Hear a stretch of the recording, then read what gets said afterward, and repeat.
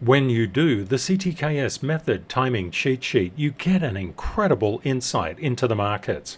What you will be seeing currently is the DXY is gaining a lot of strength. That's confirmed by dollar yen. The euro dollar and the Aussie dollar are coming down, and pound dollar is getting hit. We would anticipate that if the DXY gathers momentum, it will throw negative price momentum on the US 2 and the US 10 year. Now, what does this mean for markets? And that's the much more important question. What does it mean for the stock market, and what does it mean for the crypto market? I'm going to be explaining all this and much more. A quick message to those inside the method service. Bitcoin and Ethereum, the upper boundary levels have been updated, as has Bitcoin Cash. To see the reflected levels, just remove the indicator and add it again. This video is all about crypto acting as a safe haven. You can see Bitcoin is coming up, as is total crypto market cap, and a barrage of different cryptos. I'll explain why this is happening. Let's run the numbers. Inside the market, we're seeing DXY strength and also Aussie dollar weakness and euro dollar weakness. The yields, fortunately, are somewhat coming down at the current time. But increased DXY strength will typically force the yields up. Now, why is this a problem? And we can see that Bitcoin is currently trading at 58,224. It's saying, I don't care about yields and I don't care about the DXY. The Federal Reserve have lowered its probability of a rate cut. It's literally non-existent. This is going to place pressure on the regional banks, which will lovingly be snapped up by the larger banks, such as JP Morgan. But unfortunately, not before there's a lot of turbulence inside the markets. The last time that this occurred, we saw a big flight to safety inside the crypto market. I believe that's what's happening right now.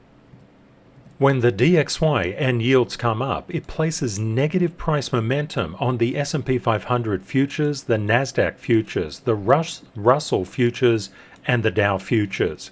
This translates all across the world if the markets are open. We can already see that Japan's market has come down, Australia's market has come down, and China's market also. What we're looking at currently is the S&P 500 futures, and these are trading. They're currently coming down. That is not a good sign for the main markets. What does it actually mean to see the S&P 500 futures coming down? It means the components of the S&P 500 pre-market are also coming down. It's a reflective index. Now, typically what we see is the S&P 500 or the main market indices moving in lockstep in terms of directional correlation with Bitcoin. Now we're seeing this divergence. This is what is called a flight to safety. When the main markets open, if this continues, the DXY strength continues, we would expect the yields to start coming up, bond prices to start coming down. You can already see that the upward march in the DXY strength has hit gold. And that's even without a commensurate uptick in the yields. This is something that we need to be aware of, and we can also see that Bitcoin, which is this blue line, is exhibiting a flight to safety. We know that Bitcoin's price action is governed by structural levels. Price is always moving from one structural level to another. What is the most statistically significant way to draw structural levels? It's through level 1 and level 2 standard certification from the CTKS method. You can mark up your charts yourself using the standard certification, or you can pop on the monthly service indicator to save you an incredible amount of time. And also to make sure that your levels are the most accurate that you can get. What did we notice when we started rallying? We came up to this 53,300 mark and got caught by structure. If it's going above, it's going to the next one. But where did it basically hang around for quite a while? Here, because these are what structural levels actually do inside the market. There was a lot of sell activity around that 58,100 mark up to around the 58,000. So this sell activity pushed Bitcoin's price down. That's why, even though there was a fresh air gap, you've got to be aware of the amount of structure above it. These things move in alignment with each other. Then we've just recently seen a big surge up through those structural levels. We wouldn't be at all surprised if it comes down and confirms around that 58,000 and then starts to pump towards the 61,000. Always have your three-dimensional strategy in play. If we find that we come down to this around 59,000 and we can't hold it, expect a movement down to around the 55,500.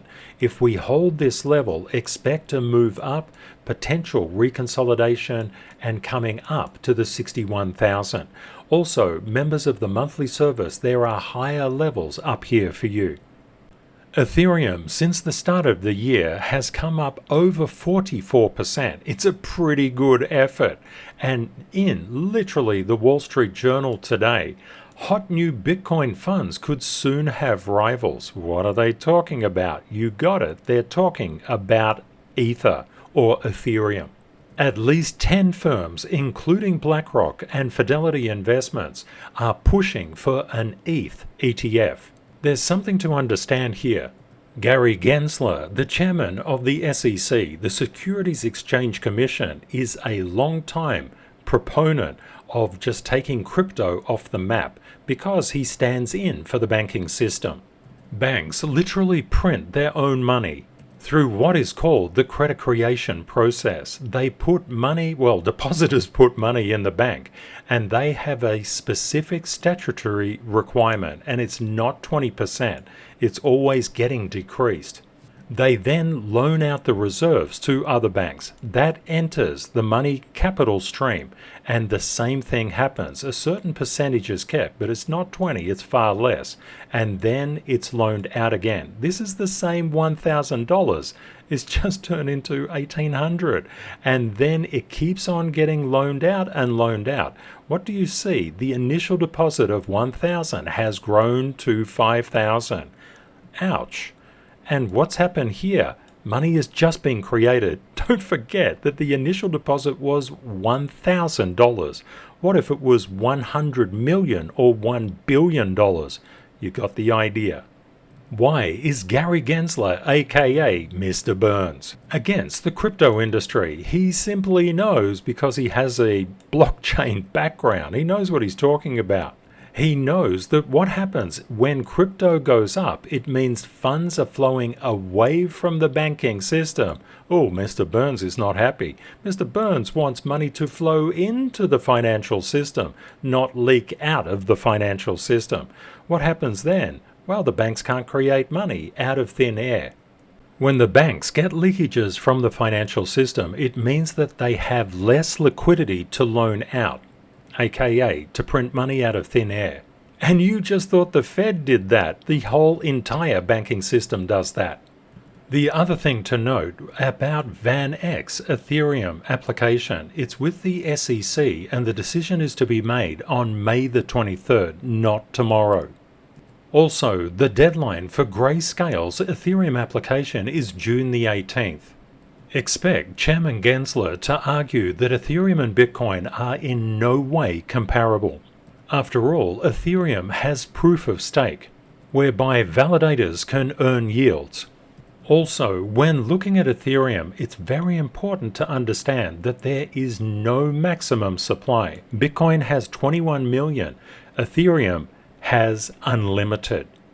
Therefore, the Ethereum ETF will face a number of hurdles, and as a professional investor and a professional trader, and you need to be both, you need to have timing and time in the market.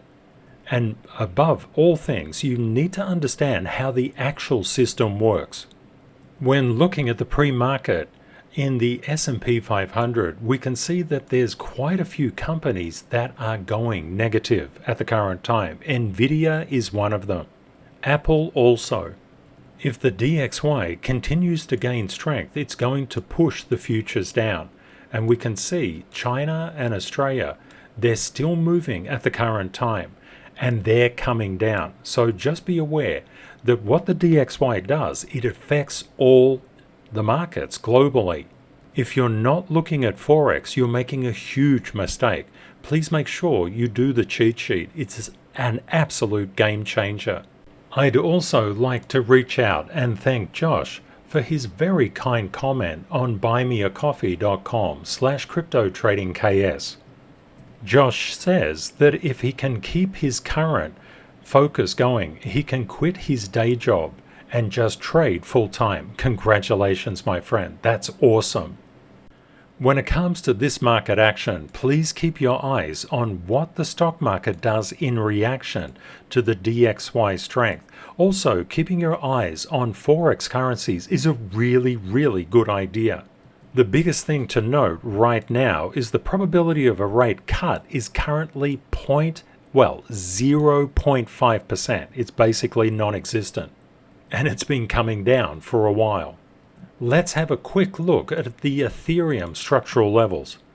If you were looking at Ethereum in a chart like this, it's really hard to understand why price does what it does.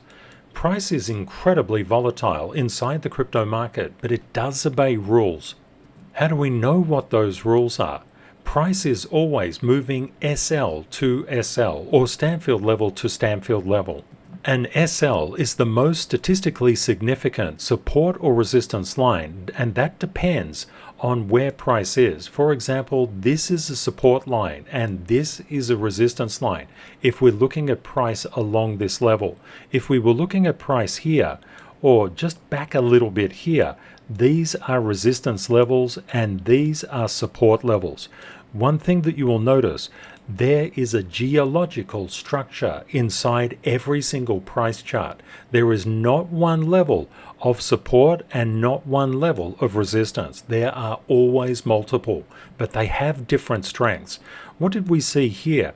Ethereum was trying to break over that $3,000 mark and kept on coming back to the 2,800, and it started to gain a bit of strength, but it needed to overcome this structural resistance. Where did it get stopped out? Around that 3110 mark. Came down, but had a lot of buying activity because of the strength of these structural levels. Pushed through and then got caught at this $3,200 mark. And you can see that it's starting to get above. The Ethereum structural levels are created with the CTKS method across all of price history in accordance with level 1 and level 2 standard certification. The next resistance level that we have to play with is around that $3,400 mark. And members, I've released the higher levels for you as well. Let's talk about bullish cases and bearish cases. We've had a degree of consolidation inside the market. If this turns out to be not a flight to safety, but instead the Bitcoin and crypto are going to follow DXY strength, we could expect negative momentum to pull Ethereum and the entire crypto market down. Please be on the watch out for that. If we're seeing that indeed crypto is acting as a flight to safety and it's getting a lot of attention in the mainstream media news, if we get consolidation around this 3,300 level, that's really positive. That will push things upwards. If we start to lose that, then start to focus on that 3,200 level. If we lose that, then focus on the 3,110 level. You can see everything becomes really easy. You know the up and down levels, so therefore you can gain a lot of certainty over where price is actually going based on what price is actually doing. The critical question for us now, is Bitcoin acting as a flight to safety, a safe haven, or is it just simply liquidating so many different shorts inside the market that it's cleaning them out? Please let me know your position in the comments. Flight to safety or just a bit of a flush out of shorts? Have a great day or night ahead, my friends, and please make sure that you fill out the timing cheat sheet. You can get a free printable template at ctksmethod.org. It's very important to understand how the markets are intercorrelated and moving together. It is in fact vital if you want to be profitable. Exactly like Josh said. Have a great day or night ahead, my friends, and Kate and I look forward to catching up with you again tomorrow. Bye for now.